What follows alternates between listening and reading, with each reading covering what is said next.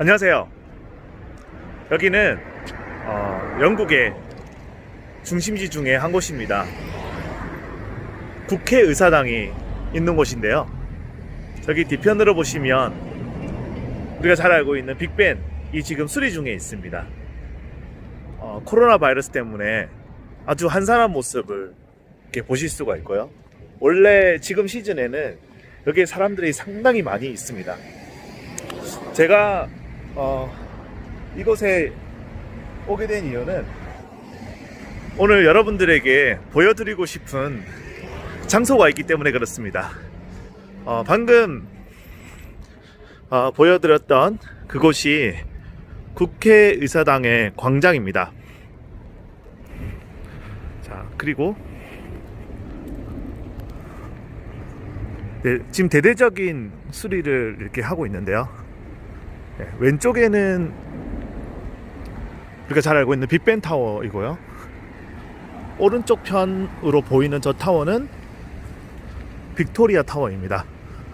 재밌게도 양쪽 타워 다 이름이 영국의 여왕 이름으로 되어 있습니다.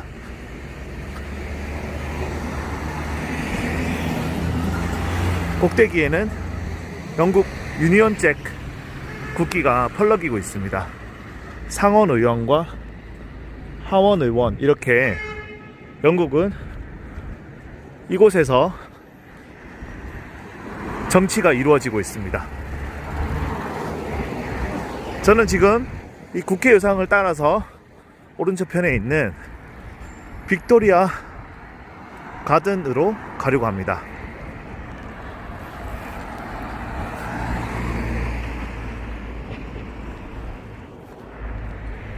조지 5세 동상이 여기 있네요. 인류 역사 중에서 가장 큰 범죄 하나를 말하려고 한다면 무엇을 얘기할 수 있겠습니까? 저는 오늘 노예 매매에 관한 이야기를 해보려고 합니다. 사람이 사람을 물건처럼 사고 팔고 했던 그런 것들이 영국에서 19세기까지 있었습니다. 성경에도 보면 창세기에 요셉이 그 형들한테 미움을 받아가지고 이집트 노예로 팔려가는 그런 것들이 있잖아요. 고대 이후에 전쟁에서 포로로 잡아온 이들을 노예로 삼는 것이 17세기 초부터는 이 노예를 아예 잡아들여가지고 판매하는 노예 무역으로 이렇게 발전하게 됐습니다. 예, 지금 여기 보시는 곳이 바로 빅토리아 타워 가든의 입구입니다. 이 바로 여기 위에 있는 탑이 빅토리아 타워거든요. 그래서 이 이름이 빅토리아 타워 가든입니다. 오프닝 시간도 이렇게 보실 수가 있고요. 예. 그래서 영국은 엘리자베스 1세 시대 때 해군 감독이었던 존 호킨스, 이 사람이 이제 그 시에라리온에서 노예를 잡아가지고 그 세인트 도밍고에 팔아 넘긴 것을 시작으로 해가지고 영국에서는 그렇게 또 노예 무역이 크게 되었습니다. 예, 이 동상은 오기스트 로댕의 칼레 시민이라고 하는 작품입니다. 1347년에 프랑스의 해안 도시 이 칼레가 영국이 100년 전쟁 중에 이 칼레 도시를 점령하기가 되게 어려웠다고 합니다. 그래서 거의 한 1년 정도를 싸우다가 결국은 이 칼레가 항복을 했는데요. 에드워드 3세가 너무 화가 나가지고 시민 전체를 다 죽이려고 했답니다. 근데 그때 전해져 오는 이야기는 왕비가 임신 중이어가지고 자비를 베풀어 달라.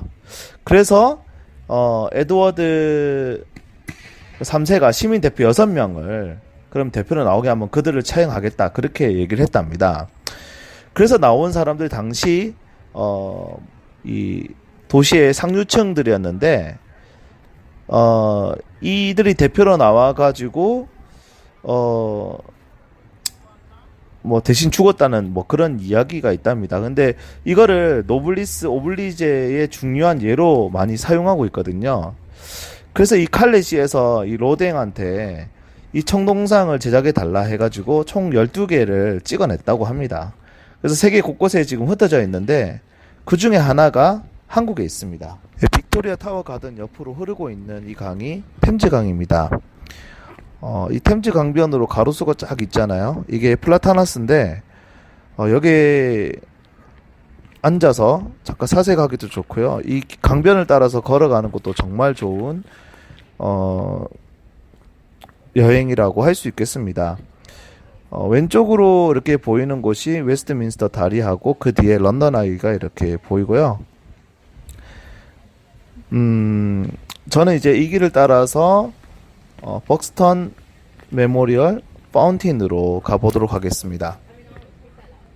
노예 무역 제도가 정말 악랄했거든요. 그래서 당시에도 참 말들이 많았지만 이게 이익이 너무 커가지고 이제는 노예가 없이 생활하는 것 자체가 사실은 말도 안 되는 그런 이제 상황이 벌어지게 됐습니다. 그때 그 노예 제도에 반대하면서 제동을 걸고 또 노예 제도 폐지 운동에 앞장선 사람이 있는데요. 그 사람이 바로 윌리엄 윌버포스입니다. 이 윌버포스는 기독교인이 되고 난 이후에 이런 일기를 썼다고 합니다. 1787년에 쓴 일기인데요. 하나님은 나에게 두 가지 큰 목적을 주셨다. 노예 제도의 폐지와 관습을 개혁하는 것이다. 노예 무역의 악이 너무나 엄청나고 끔찍해서 고칠 수 없을 것 같지만 결과가 어떻게 되든지 지금부터 노예 제도가 폐지되는 그때까지 결코 쉬지 않겠다. 그리고 1788년 5월에 의회 노예 무역을 고발하는 12개 항의 제안서를 제출했습니다. 그러니까 그 후에 이제 계속되는 제안서에 그 의안을 냈는데 이 의회의 벽은 너무나 높고 또 이게 참 계란으로 바위치기 같은 그런 현실이었습니다. 이때 함께 노예제 폐지에 힘을 실었던 사람들이 있었는데요. 윌버포스가 아주 이 어려움 속에 참 갈등이 많이 있었고 힘든 이때 그를 격려하면서 이렇게 편지를 한 존 웨슬리 목사님이 있습니다. 사실 이 일을 하게 된 이면에는 존 웨슬리 목사님이 상당히 큰 영향을 미쳤다고 하는데요. 이 목사님께서 어떤 편지를 썼냐면 로마서 8장 31절에 그러니까 하나님이 당신을 위하신다면 누가 당신을 대적하겠습니까? 라고 인용을 하면서 그 하나님의 이름으로 그의 공급하시는 힘으로 싸울 것을 편지를 통해서 또 격려하며 또 기도를 했다고 합니다.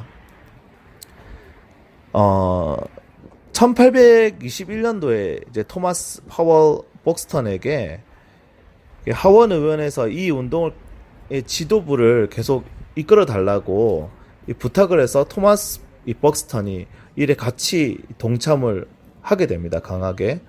또 이제 클라팜이라고 하는 동네가 있는데 그곳에 공동체가 있었습니다. 그 멤버들이 윌버포스와 함께 또 노예 폐지 운동에 또 힘을 실었습니다. 이 벅스턴 메모리얼 파운틴 이것은 이제 토마스 벅스턴의 아들이었던 찰스 벅스턴이 이 노예제 폐지를 기념해가지고 그의 아버지 벅스턴하고 또 윌리엄 윌버포스, 토마스 클락스 같은 노예제 폐지에 힘쓴 사람들과 그리고 이 폐지를 기념하기 위해서 국회의사당 광장 앞에 1834년도에 이걸 세웠는데요. 영국 축제 때 이 광장을 새로 이렇게 꾸면서 1957년도에 빅토리아 타워 가든인 이곳으로 옮겨지게 되었습니다. 2007년에 노예 무역 폐지 200주년을 기념해가지고 이 분수가 복구가 되었었는데 지금은 또 물이 나오지가 않고 있네요. 이곳은 윌리엄 윌버포스하고 또 토마스 벅스턴이 노예 폐지를 위해 싸웠던 국회의사당 그 전경을 이 메모리얼 파운틴과 함께 볼 수가 있는 그런 장소입니다. 1833년 윌버포스가 이제 죽고 난 이후 한 달 뒤에 대영 제국의 모든 노예들에게 자유를 부여하는 노예 제도 폐지법이 통과됐다고 합니다. 이때 모든 교회의 종들이 울리고요. 그 자경 그 시간에 노예들이 다 같이 모여가지고 환호성을 질렀다고 하는 그런 이야기가 있습니다. 그러니까 120년 동안 노예 무역을 통해 가지고 대서양을 건너서 미국까지 잡혀간 그 아프리카인들이 약 한 1,400만 명에서 한 2천만 명 정도 된다고 하는데, 실제로는 그 중에 이 죽은 사람이 절반 정도 된다고 하니까, 그러니까 한 뭐 3천만 명까지도 될 수 있다, 이렇게 볼 수도 있는 거죠. 정말 참혹한 일이었습니다.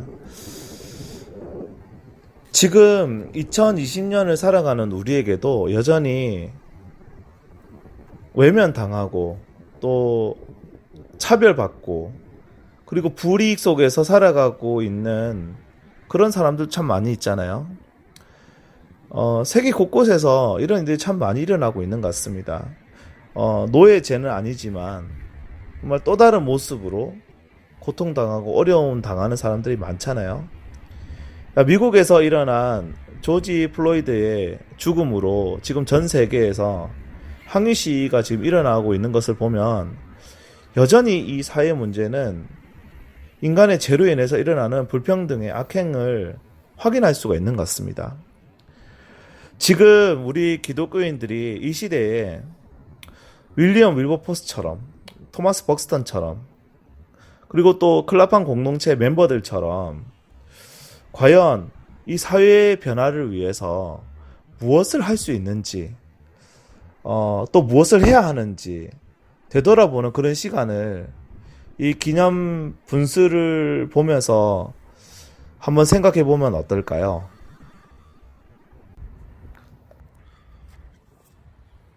네, 잘 보셨나요? 영국에 오시면 꼭 이곳을 한번 방문해 보시면 좋을 것 같습니다.